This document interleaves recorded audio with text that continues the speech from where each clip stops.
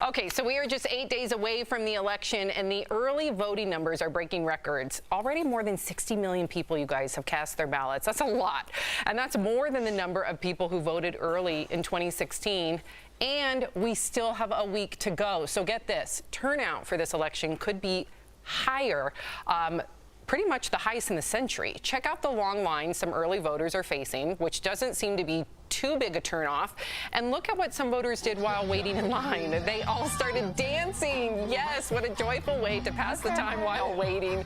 So if they can do it, hey, so can you. Go vote, everyone. If you have not already, you got to get out there and vote, vote, vote. Okay, so Erica, what does record turnout mean for the election?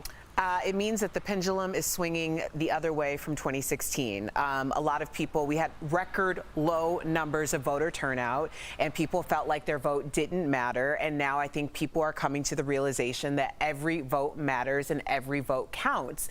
I think that it also means that people have a re-energized spirit about their civic duty and the idea that not only for this election, because I think we're also going to see record numbers in local elections, people getting more involved in smaller elections that directly affect their communities. So this is amazing to see. I do not trust anything that the polls have to say because the pendulum has swung the other way for that as well. And Jeff, you know what I love about this too is the fact that we are seeing a lot of youth turnout, at least when it comes to early voting. And you think about all those 18, 19, 20, 21-year-olds who weren't able to vote in 2016, and they are so much more driven and knowledgeable than myself and my teenager friends. So I just got to give a lot of credit to them as well.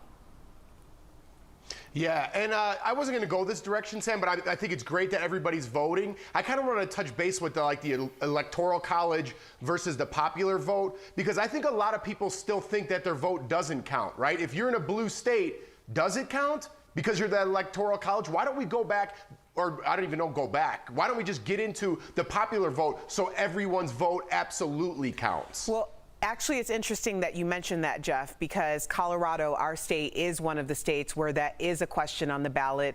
There are, I think, 17 different states at this point that have the amendment up to decide if their state will continue with the electoral vote, and that is something that is a huge thing that's on people's ballots. Please know what's on your ballots. This is the number one thing that I can say to anybody.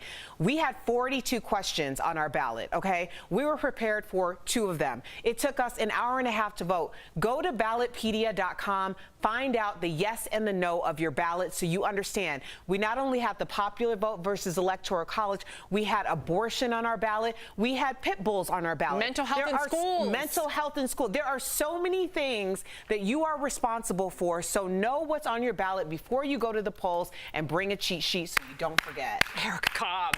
That is just wonderfully said, beautifully said. Say it loud, girl, because we all need to be educated voters. Yes. Thank you.